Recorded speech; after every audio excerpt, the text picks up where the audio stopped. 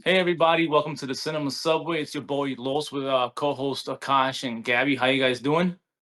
What up? I'm good. Doing well. How are you guys? I'm doing well, thank you. So on this episode, I think it's like a special episode because we're just gonna really talk about season 4 of Invincible. There's a lot to unpack. Usually our producer here, Molly Mall, stays quiet, but he's also an avid watcher of Invincible, and he also has some things he wants to talk about. I just For people watching, Gabby hasn't watched it, so she's gonna offer an interesting take as the person who hopefully we can convince her to sit through and watch all 4 seasons of Invincible. In But one yeah, sitting. In one yeah, sitting, I watched all seasons, all 4 seasons. all first you got the time. You start now. Okay. It moves quick. But yeah, Yeah, I got nothing but praise about this season. It was just a fantastic season.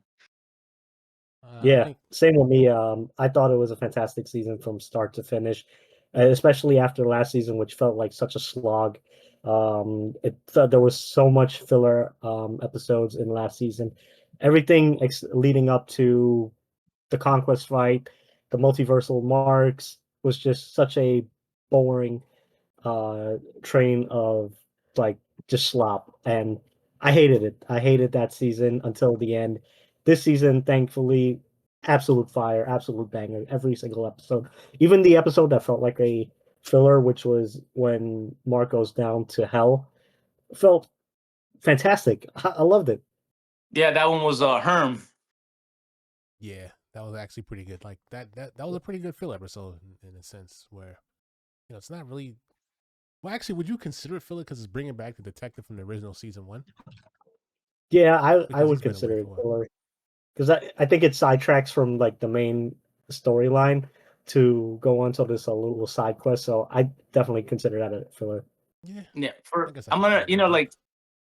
like they were ranking all the episodes, and like almost every episode was hitting like nines out of tens, and of course episode 7 was like 10 out of 10. Yeah, And I think episode 4, Herm, with like when they go down to hell, was getting like a 5 or 6. And I'm like, up until like that episode, that even before 7, that was my favorite episode, just maybe because it spoke to me a little more, in the sense that like what?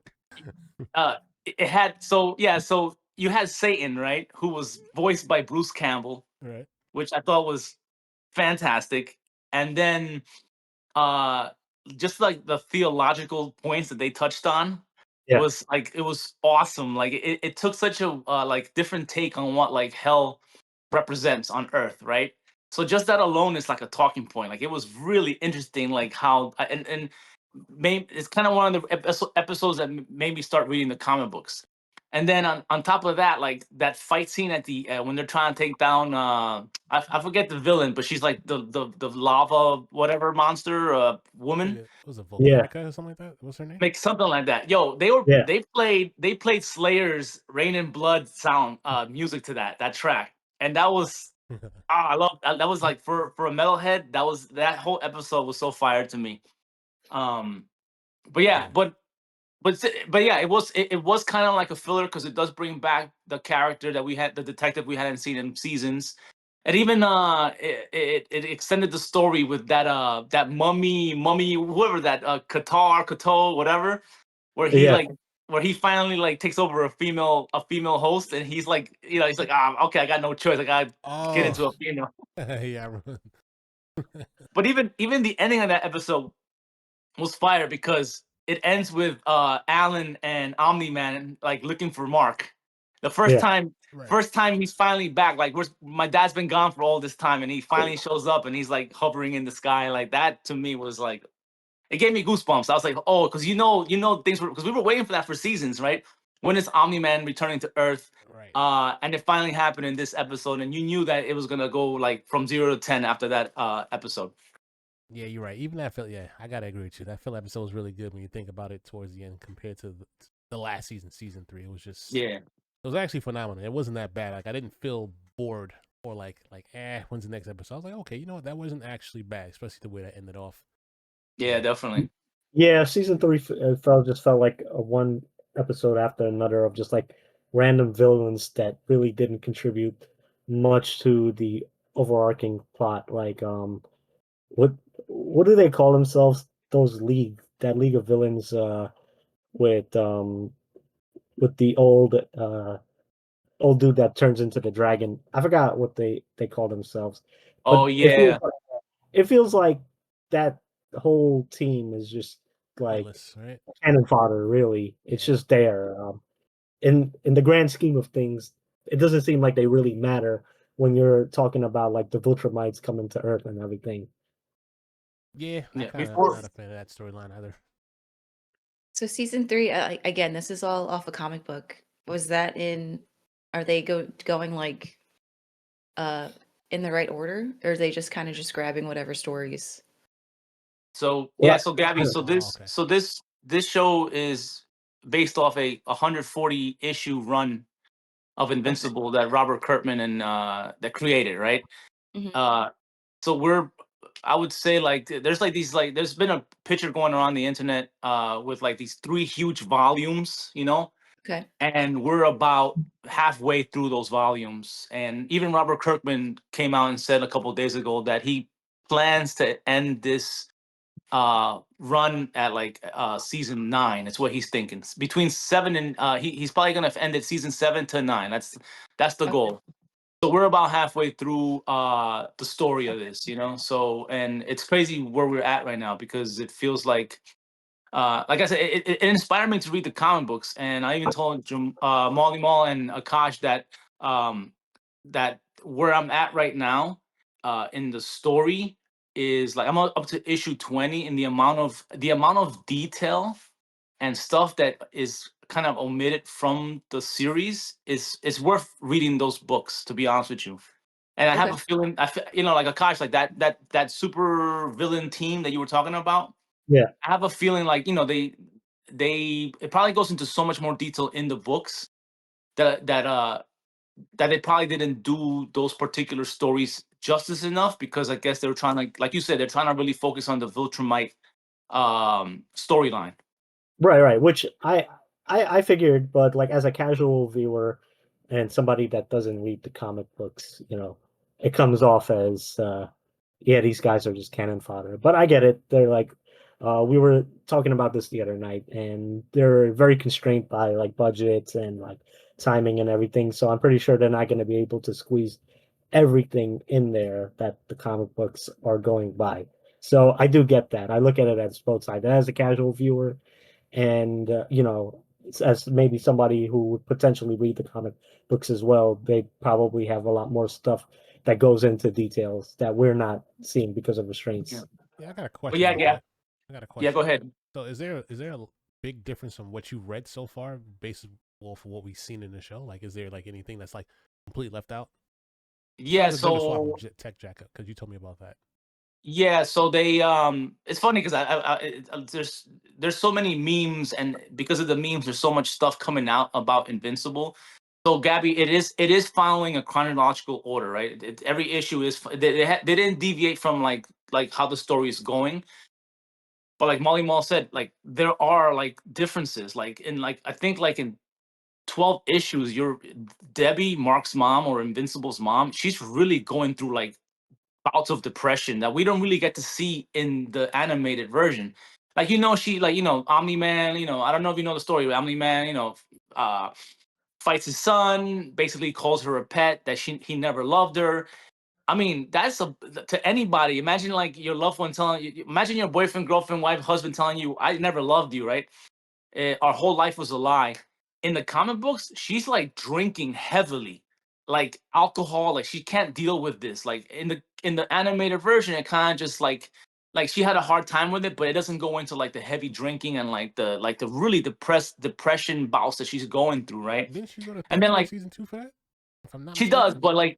but in the comic books, they drag it out, man. I Oh feel wow. bad. Like it feels like in every comic book, there's like 2 pages where they like she's going to therapy, she's talking to somebody, and like she's really going through it. So you really feel her pain in the comic books, and more than I felt in the animated version, right? And then on Okay. top of that, like Molly Mall said, they do a gender swap with Tech Jacket. But then also Mark's best friend in the animated series is gay. In the comic books, he's not. He's a straight guy who ends up having a love triangle with Eve.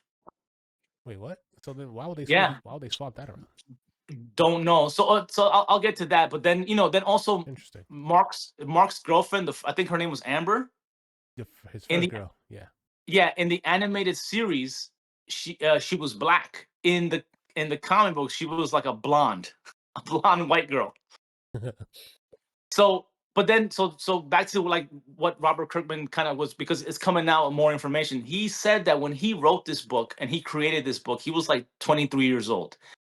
And he said it, like he said that his world view was kind of like very white dominated type of thing. So he made a lot of his characters white. It's not until like, as you get older, you realize that you need to represent different demographics in your comic books. So when he had the opportunity to make this animated series, he was like, well, let me gender swap. Let me make a straight person gay. Let me make a white person black. And I think we're gonna see a lot of that in the next coming seasons. We're gonna see the original character maybe tweaked in a way to kind of, still following that chronological order, but enough that it makes the animated series like a standalone, fresh take on it. But I highly recommend reading the books because I'm just like floored at how much stuff that they kind of just skipped over, or how much impact. And I'm only up to issue 20 right now, and it's a good read, man. Definitely a good read. That's pretty interesting. Yeah. I wonder why studios like do swaps like that. Like if it's originally this character, what purpose does it Because serve to kind we of swap need certain we need relationships? representation. What do you mean? You need Mhm. different. Everyone, it would have been whitewashed for forever. I mean, you know what? I guess from our perspective, since we never read the comics yet, I guess it doesn't really matter much because the show is still a great show. I mean, inclusiveness matters in these days in television and media. So that's why you're going to see a lot of things being Like, swapped around and is the whatnot. main character even Asian in the comics? I Is he can't Asian in tell. the? Is he Asian in the? He's Asian in the show, no? I mean, it's voiced by what's his Even face? young, Yes. In the comics, they don't really like say he's like a Chinese American or anything like that. They just Well, it was his I mom Asian. his mom I is Asian, Debbie, yeah. and she's voiced by yeah, Sandra Oh. they Yeah. haven't they So haven't they, in the comic books they haven't really said that. Like they haven't said like this person is of this descent or this heritage or culture, right? how's So he drawn? he He looks looks like a like white guy. a white guy. And So so Yeah, he same does as look. same as his mom. I don't think his intention was that Debbie was supposed to be like Asian. I think she was a white woman, but I think in animated series they were like, we need to switched have it some up. inclusion. Yeah. Wait, but So isn't Debbie like Asian like in the comics as well? you got to look at the drawing. I couldn't say she was Asian based off that drawing. Oh, okay. So, Yeah, so they but swapped a again, lot like of stuff around. That's crazy. I mean, usually it falls on the strength of the comic book artist to really depict what a Asian person or a black person or a white person looks like. But if you can't tell from a drawing, then usually you rely on the storytelling, right? The writer kind of will put a footnote and say, maybe in later issues they'll go into like where Debbie was born. I don't know if they'll ever get that deep, but up to now, I don't know. They never says that she's Chinese or anything like that. Maybe it's Well, I just don't the think they've ever that. mentioned in the show either. Say that again. I don't think it's ever mentioned in the show either. It's kind of like Right. left into for interpretation. Yeah, I think so. I And think I think the only Just maybe jotted we down assume features. Yeah, and kind of just assume. maybe Yeah. yeah, we assume because the voice actors are Chinese, I believe, right? Maggie, what's her name? The one who voices Debbie. Sandra Oh. Sandra. Sandra Oh, Oh. Sandra. Oh, yes, right. I believe she's Chinese American. So we're already just associating the voice actor and their heritage culture with the character that they're playing. Right. I mean, obviously, everybody knows Stephen Yeun, so naturally, if you think Stephen Yeun's voicing a character, you kind of assume that that character is naturally going to be Asian. Yeah. And I mean, they give Debbie some Asian-like features as well, so it kind of leans towards that. Yeah, it really does. But Yeah. But I guess we're sidetracking here. But I guess back on season 4, it just was just that episode 7, that like climax to that point was just. I mean, I still am like giddy about having experienced that episode. I thought it was just. It Yeah, was it's off. such It a was high. It kind of right. just like took the whole entire show to new heights, and now my Yeah. expectations, like, listen, I need this level of quality. Yeah. It was off Like, the charts. yes, I want So my that's episodes kind of popping like. like that. Yeah, So I guess that was like I guess our kind of our disagreement, right? Because Molly Mall felt that the episode 8 was kind of underwhelming. uh, underwhelming, right? Because we were coming off such a high from episode 7, right? Episode Right, 7 was, and Gabby, you like I said, like if you do get to watching these seasons, like it's so worth it to get to that one episode because it's a build up that's been happening since the beginning of the episodes, right? Like it's just that Viltrumite like showdown was like intense, right, Akash? I mean, like that I never seen things in that episode I never seen done before, like in an animation. Maybe my knowledge of animations is like limited, but that episode I never seen stuff like that done in that episode, man. I was on the edge of my seat the whole time. It really, really drew me in, and from the start to the beginning to yeah, from the start to the end of that episode was just so well done. You could tell, like, the animators put a lot of work into that episode, and for all the complaints that even like myself has had with the animation from previous episodes and even previous seasons, I got to give them their flowers for that one episode. They really put a lot into it. And also, it was just an incredible fight from beginning to end. And for people who, obviously there was a lot of complaints about Thrag as well. People were saying from the episode before that he wasn't doing much. Yeah, he really put down, he laid really laid the fire down on these guys. bro. This dude just looks like his power is so crazy. Like the way I like the way how they presented him as like the strongest Viltrumite to the point where Omni Man first attacked him and he barely even moved. It's like, well, whoa, seen it coming. And then what's that gun? The power of that gun from the dude on the motorcycle. That The Space Racer? yes, that can instantly obliterate any Viltrumite or even blow up plants. Like he basically didn't even view it as a threat. He barely moved when the beam came at him, and just like, okay, this dude got like Spider Man, Spider Sense powers, like where he sensed the beam and just kind of barely moved an inch to it. Like this guy is amazing. Like he sets the bar. It, Like, okay, this is the kind of villain that I kind of like to see on the show. it's the hairline, man. It's the fade. Yeah, So Molly Mall, you feel that maybe if they paced the season better with maybe some other filler, that episode 7 should have been episode 8 then. That should have been the finale. Like the finale should have been like they, episode you 7 should have been know, a finale. Like if that was the ending episode, that would have been like chef's kiss, icing on the cake as far as like the ending is concerned for the season. Like it was just I like that guess was a high. Like to me, that was been the This guy highest high, just the best wants to end straight off up of it. action. Yes. it would have left it on like a cliffhanger, right? Because at the end they're like, where did they go now, right? You just obliterated their home. Yeah. What But we know what what is they were going. We know where they yeah, were going. It's pretty right. obvious. Yeah, This is obvious. a I mean, cliffhanger. so I guess I mean, yeah, maybe yeah. I mean, if it ended like that, we're like, oh no, like that the next season would start off like them going to Earth or whatever, Right, which is fine. um, which is fine. But Wait, like, yeah, I mean, like, how did it end? What was episode 8? If Episode 8 episode 7 was like a major battle, what did episode 8 was just like a wrap up? episode 8 was basically Mark goes back to Earth and he's dealing with like the PTSD of the oh yeah, battle, right? real heavy. So number one, he's dealing with the PTSD of the battle. It kind of reminded me of Iron Man 3, right? Where after the Battle of New York, Tony Stark basically goes up to that portal and he falls out and he ends up getting PTSD. That's how Mark is dealing with that throughout this episode, where he doesn't know. They know that the Viltrumites are coming to Earth to attack Earth. They don't know where they are. They come back to Earth. They see everything is okay, hasn't been touched. So now, throughout that episode, you're basically dealing with Mark number one having this PTSD episode constantly throughout, and number two, there's like an element of paranoia there where he doesn't know where the Viltrumites are. He doesn't know where they're gonna pop up. So he's constantly being in fear that this guy might pop up at any given moment and kill the people that he loves the most just for the fun of it. And Okay.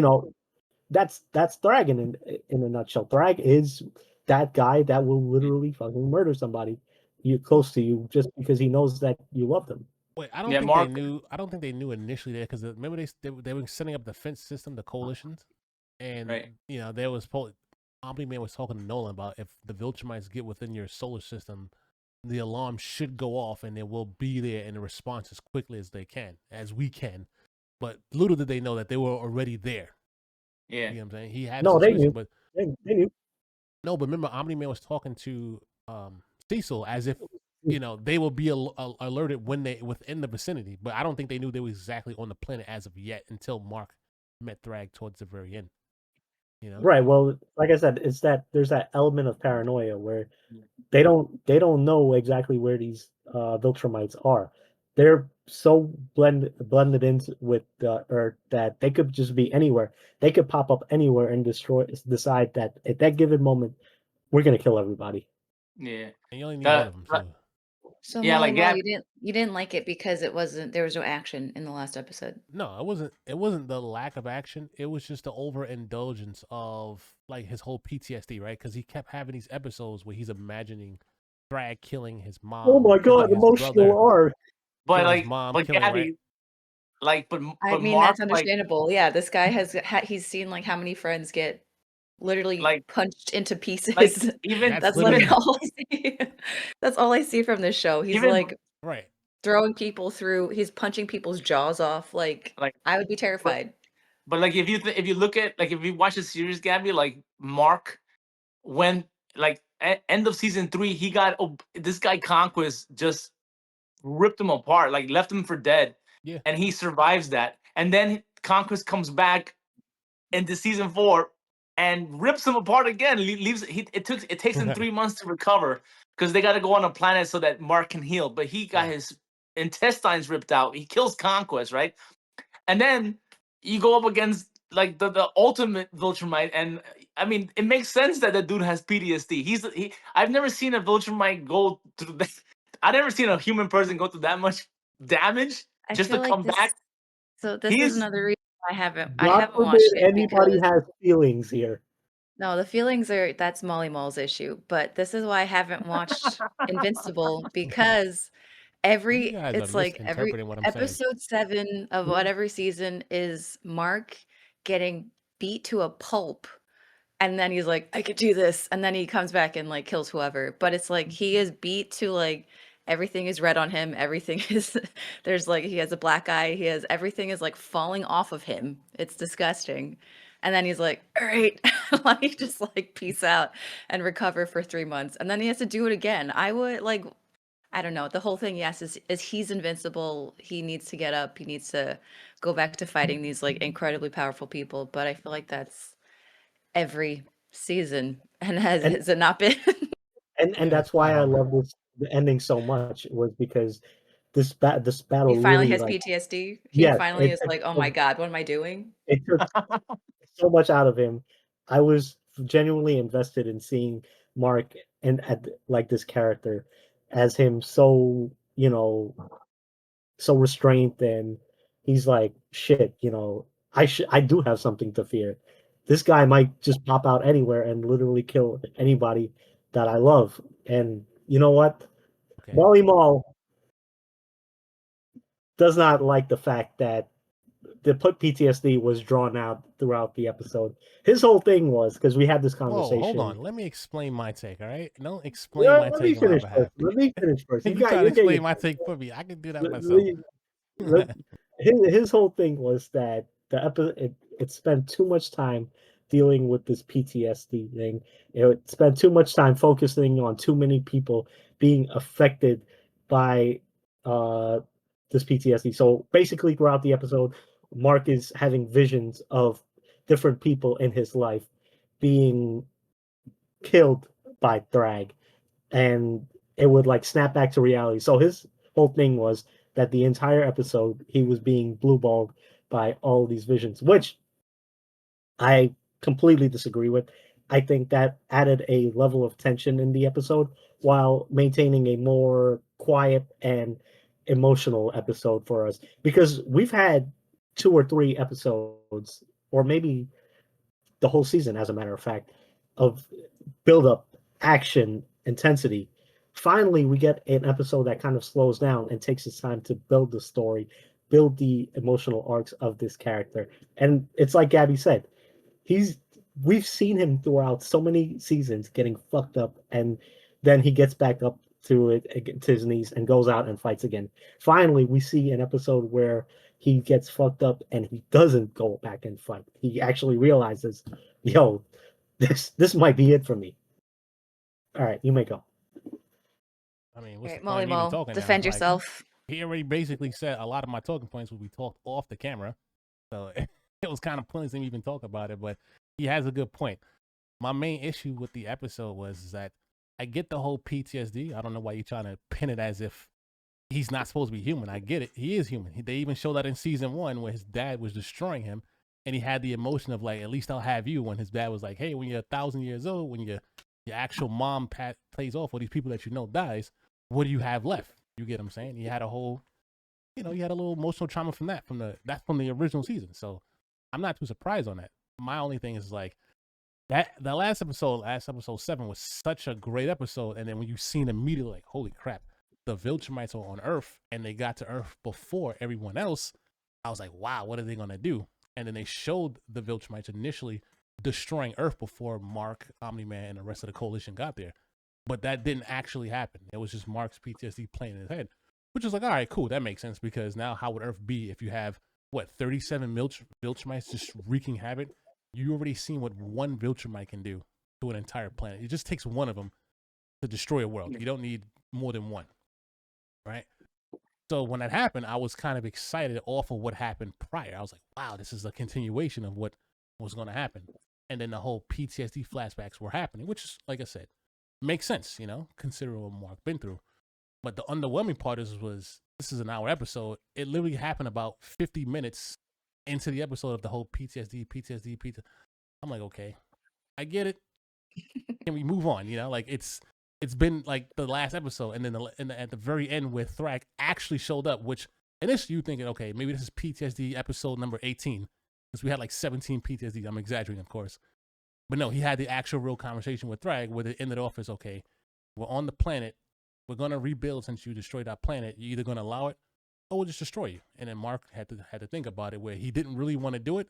And he was like, well, what can I do? I can't even physically lay a hand on this man. I could punch him directly in the face. He doesn't even flinch. That's how powerful this man is. So that was my underwhelming part about it. Was just basically dragged out. You didn't have to spend the entire hour episode to kind of show that part about, oh, the emotions, I get it. We understand. This man has his guts ripped out, his face smashed open a couple, like that's Invincible in a nutshell. He has plot armor, they can.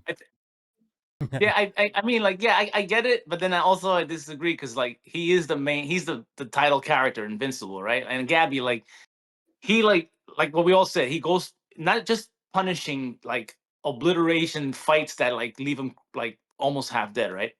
Or almost dead. Then during the episode 7, his little brother Oliver almost gets killed, and he's in space recovering, right? So he doesn't have his little brother anymore. Who is he's a half, I forget what half he is. He's half Viltrumite, half Right? something really. And then on top of that, he comes back to Earth in the final episode to find out that his girlfriend Eve had to have an abortion because she didn't want to have the baby. So he's dealing with an abortion, you know? That's like, that alone will cause anybody to have PTSD. So it's just a compounding, like, just not just a Viltrumite fights. It's just what he's going through in life also, He's also a teenager, like not a teenager, but he's like a young man at this point. He's like in his early 20s, The kid just wanted to go to college, couldn't even do that. He's a normal kid who turns into a superhuman being, finds out that his girlfriend had an abortion. Like, yeah, I think he needs to have like 17, 18 episodes of like PTSD, because it's driving the point home that he is the title character. He is the main focus of this whole show. Um, and then I don't see like them maybe in Molly Malls, yeah, maybe they could have added a little something else, but they did at the end. I felt like Bragg shows up, and Viltrumite, the planet is like this, they're conquerors, they're war mongerers, right? After episode 7, the remaining Viltrumites, I think Molly Mall said like 37, they gotta take an L because their planet is gone, right? Like even as a war general, Thrag was like, oh yeah, we can't win. We didn't win the battle, but the way to win the war is to come to Earth, infiltrate Earth, with the permission of not the permission, but basically telling Invincible to not interfere, because they were going to repopulate using Earth people, humans, to repopulate their population. So they're going to go in Earth and basically smash women and men, get them pregnant, and either the Viltrumite woman was going to find a suitor to get pregnant, or the man Viltrumite was going to go and find a woman and get them pregnant to start having half Viltrumite. Because they already saw that Omni-Man had Invincible as just as powerful Viltrumite. And I don't even know in the comics if he's becomes the most powerful Viltrumite. I don't know. I'm dying to read those issues, but like, I I think episode 8 was fantastic, man. Yeah. That's those final minutes where like you see all these Viltrumites like now in our society walking with regular clothes, and they're kicking it to girls, and it's crazy to see what what, That what part what got we're me gonna excited. see. Yeah. Yeah, I'm excited for that, man. That's crazy. Like I I never think thought that, build up to that, the build up to that throughout the episode was made those final minutes so satisfying, right? Because Mark spends the entire episode having to worry about Bragg popping up and like basically killing the ones that he loves, just for him in the final minutes to say, "We don't want war. We just want to come here and repopulate. So you either gonna allow us to do it, or we're gonna kill everybody." So I thought that was a great ending. It was satisfying. I thought the PTSD episodes where Mark is having these visions, they were kind of spaced in between the episodes where we got enough, because you remember he's coming back to Earth. This has to be what, 6 7 months, maybe a year after he left. 10 months, So 10 months.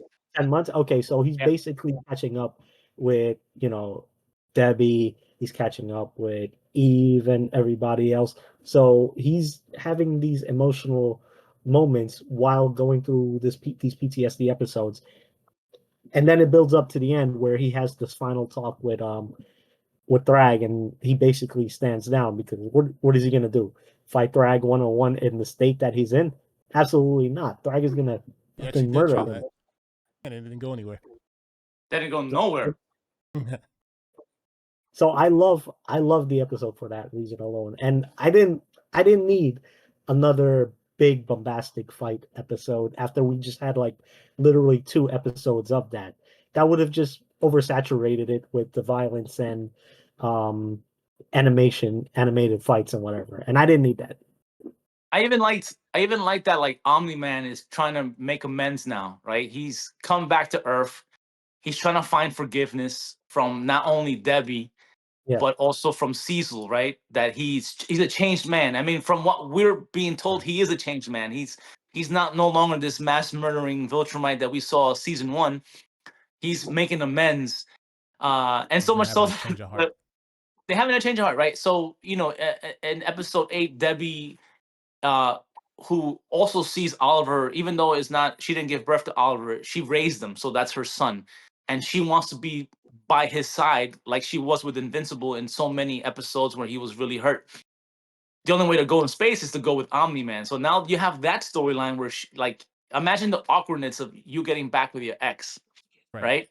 And it's funny too because like the joke is that Paul was the guy she was dating in like season 3. All of a sudden, season 4, like Paul breaks up with her because I guess because Omni Man's back in the picture. First of all, he can kill you, He doesn't stand a and chance against that. he doesn't stand a chance against that. And like it's like talk about like your most toxic ex coming back into your life, and Debbie like considering. I think she's considering it, man. Like this guy called her a pet. and she's going off into space with him now to go be by the kid's side. But I feel like I don't know, man. The fact that she's even considering spending time with him, I feel like she's having a change of heart. Because I mean, they spend a lifetime together raising. I think Mark, in yeah. the comic books, Mark was 18 when he graduated. So they spent 18 years together raising Mark. That's a lifetime.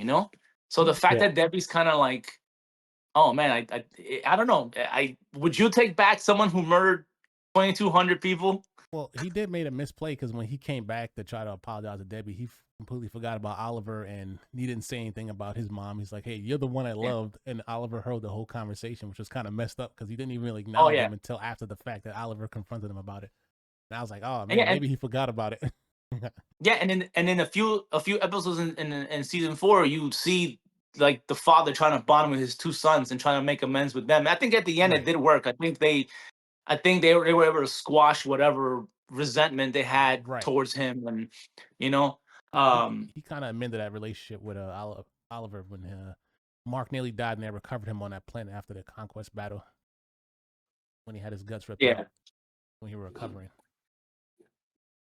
But I was just like mentioning, like this, like I said, when he's trying to, you can see him obviously trying to, get back into Debbie's good graces. But the fact that yeah, he kind of forgot about Oliver when he was talking to Debbie and he heard the conversation upstairs, it's just like, oh man, that kind of hurts. But since Oliver's he's like younger, so I'm guessing it's easier for him to kind of forgive that in a sense where maybe if he was a little bit older, he probably would be a little bit not as understanding as his younger self. yeah. I mean, because the Oliver, whatever his alien race is, he grows faster on Earth. So I think he's only been around for a couple of years, but he's already like a 16-year-old or 17-year-old in the in, Yeah. in the animated series, right? Right. That bug. What is that bug race called? Oh, I don't know, Is man. it Distractions? Let me look this up. Let me No, see. but yeah, but it's funny, Gabby, like that. Debbie now is considering. I don't know if she's considering it, but Braxton. she's Yeah, entertaining Distractions. the idea of like, I guess, getting back with the Omni Man. I mean, a father of your kid. It's like your baby daddy. Baby daddies or baby mamas never get out the picture, even if you start dating somebody else, right? Mom of your kid.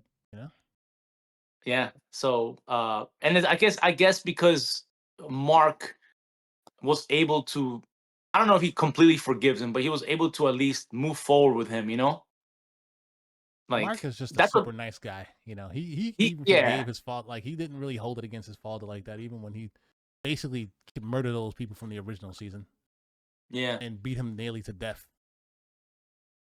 But I tell you this, the that last episode in season 1 where like they have that fight and he kills all those people, Right. that shit was 1,000 times better than how they did it in the comic books, man. The comic books, it only went maybe like a page and a half of the battle. You see like people jumping out of trains, and then it focuses more on the fight. But the way they animated it was, the death and carnage that we saw season 1 leading up to Omni Man fighting Invincible, his son, was really well done, man. The comics couldn't hold a light to what they did with the animated series. So it's like I said, man. I Yeah, know that was a change for I the know better. it really is, man. Like I want you guys to read the comics when you get a chance, man, because it's really like it's offering insight to some things, but then you can see how much better they approached it in the animated series. Like crazy stuff, man. Yeah, Okay, room for you got me improvement. convinced. Yeah. All So right. Gabby, Yes. would Yeah. you yeah, would you are you now hyped to go see Invincible, or Absolutely not. look, Um. I tell you this, I can if see you it in her watched face. Art the Clown, you can stomach Invincible, okay? Art the Clown is like really extreme. This is animated. It's not like it has its gore, but it's not nothing that isn't too hard to watch either. What? This man Yes. got his guts ripped out. What you talking about? That? Yeah, it's not that I had crazy to. though. If you would have seen my face when I was watching that scene, I was like, oh god, my guts hurting. Like my guts getting ripped out. Yeah, but it's much Okay. easier to stomach animated guts than live I've action guts. I've mentioned this Okay. before, and I told everyone why I never watched it was because usually I'll do like a an animated series in the morning, like thinking it's like a cartoon with breakfast because still a millennial. But I started watching it with breakfast, and the first episode of season 1 was disgusting. It was like I was trying to eat my eggs, and this dude Omni-Man just rips people apart, and I'm just like, I can't eat my eggs. This is disgusting. So I never went back to it. So I can't watch it in the morning. It's definitely not a show to watch. It's not it's not a cartoon. I mean, it's obviously animated, but it's very, very gory. So it's just not a show you watch first thing in the morning. That's what I've concluded. But maybe I'll watch it. I think I will. Just not in the morning. I can't. That's not going to be the first thing I watch. But That's funny. But yeah, I mean, but I'm looking forward to the next couple seasons. Yeah, Like I said, they not just the Viltrumite story. You got like the Battle Beast. You know what's going on with them. You got that organization with that dragon dude. They finally made peace, right? You got Robot and you got Monster Girl trapped in that dimension. They don't know how to get them back because There's even aliens. Yeah, I forgot about that they, story. yeah, I yeah, forgot Got about that. interested in that too. they Yeah. touched, yeah, they touched that on the last episode, right? Because they're trying to figure out how to get into that dimension. Yeah. Like Yeah, I said, man, figure it there's out, like yeah. I feel like there's so many little mini stories, and then the main story that like it's like there's so much. Like I said, man, we could probably talk about Invisible for the next couple hours because it's like I said, there's so much to unpack. Just from all the previous seasons leading up to this season 4. I feel bad for Mark. I feel like he's always being violated, and I feel like I heard that it gets worse. So not excited for that. Oh, Yeah, man. I saw a video that like I guess I'm definitely guessing it does happen next season. But yeah, it's like holy crap! Like they top it? Then I think they'll definitely top it in season 5. You know? Well, I'm looking forward to it, for what's to come. And you kind of got me convinced to start the comics as well. Yeah, man. Like I said, I'm not. I don't want to put a plug or a shout out because this company isn't giving us any shit or any sponsorship for nothing. Oh no. But Amazon Prime hosts Comixology, and if you have Amazon Prime, you can sign up for Comixology free for 30 days. So I say Oh, just sign up, use it for 30 days, and then cancel that shit quick because I'm not giving Amazon Prime a penny. So read as much as you can in 30 days. I'm just trying to read Invincible. I'm not trying to spend money on the comics, but I'm trying to read all the comic books within the next month. So, but yeah, that's a tip for all you viewers out there. If you want to get into reading the comic books, Get your 30 that's days pretty worth. cool, actually. Yeah, 30 days worth only. yeah, 30 days worth. Any final thoughts on Invincible, Molly Mall, Gosh, Gabby? I hope you watch it. No, I'm looking forward to next season. This season completely, from start to finish, surpassed my expectations. So I'm happy. Yeah, I would say like overall out of 10, I'll give it an 8.5. I think it's like I said, 1,000 times better than season 3. This season just kind of like destroys the last season, and it got me excited for season 5. Albeit I gotta wait till 2027, which that's the part that sucks. Hence why I see Yeah, why you're that's reading the comic, because it's like we're tired of waiting after coming up such a a high. But And yeah, I agree with that. Just excited to see season 5. So great season. If you The haven't point watched they it, took watch off it though ASAP. because of feelings. I was Watch just gonna it. say that you Say took what? off you took off points for what reason? I mean, the season wasn't perfect. It still had some episodes. It was cool, a little slow, but it's not. I was never gonna give it a perfect score. That would imply every episode, which is just 10 out of 10. So name me a show that really has like every single episode that's just through the roof. Yeah. Yeah, I Insane can, Give it feelings. yeah, Right. I can respect that rating system of yours, Molly Mall. I mean, I give it a little higher. I'm probably like a 9.2 out of 10. Like, I'm definitely, Yeah. I think that season was hitting all the marks for me. Right. It's Yes. definitely probably one of the Pun better seasons of the show. unintended hitting mark, Right. But yeah, I hope we can get together again next week. There's a lot of good shit out right now, that it got my attention so I don't know, Akash, what are you watching right now? What's your Well, I'm watching a lot of K-dramas right okay? now.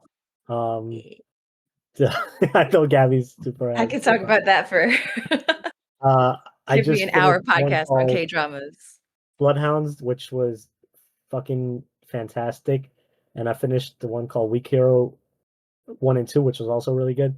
But yesterday I also did a double feature movie in the movies. So I saw Michael and I saw Oh, The you Mummy. did. And I Uh-huh. thought both of them were really good. I thought Michael was a really good movie. Definitely not something I probably would have rushed out to the theater to see. It was a very by the numbers bioepic, but I'm definitely interested to see where the story goes next because they do set up a sequel for that. And you go there for the music, right? To listen to some of these songs that are so iconic come to life. And in that regards, I thought it was really good. I also saw the new Mummy, which I absolutely fucking love. I thought that movie was so good from start to finish, but it was also directed by Lee Cronin, which did the last Evil Dead film. And my only thing is that the movie felt like an Evil Dead movie, and just somebody decided to slap on a Mummy title along the way. But if you guys ever get a chance, absolutely fantastic movie, in my opinion. I know it's been getting very mixed reviews, but I loved it. How about you, Gabby? What are you watching right now? Nothing really. I feel like I'm working a lot, but I am excited for. I want to see Hokum. Hokum Yes, is like yes, the next one that I'm excited about. I didn't see The Mummy. Wait, you said Michael Jackson. There's going to be a sequel. yeah, Is there really? It's like set yeah. up. It ends with them setting up a sequel because it's a Okay, I very guess.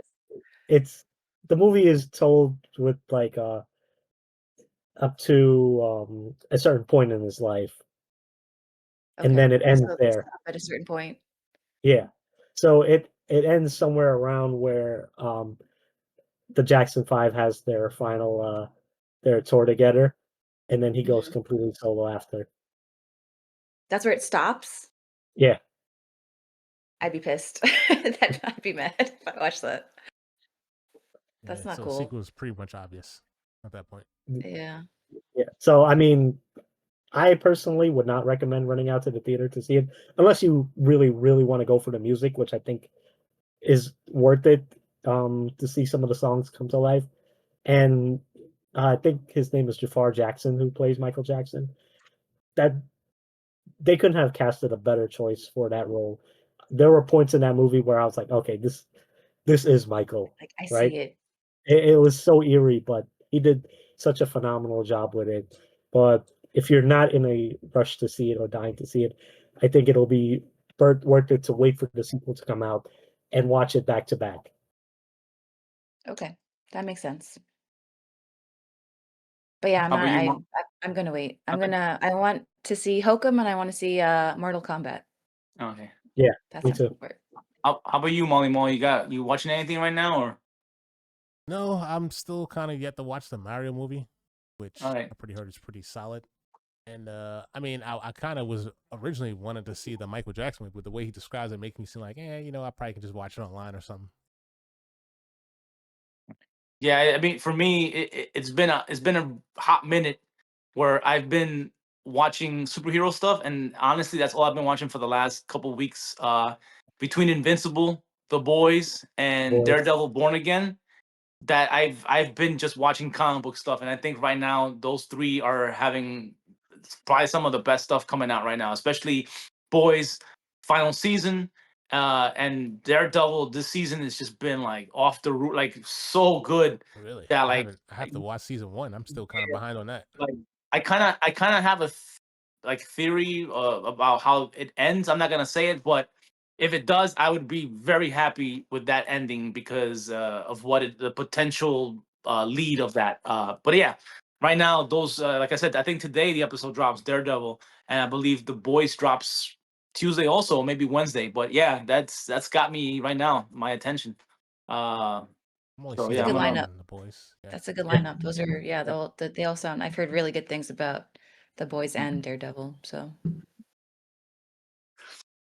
All right, guys. It was awesome getting together. Hopefully, we can do this again next week, and we'll have a new topic.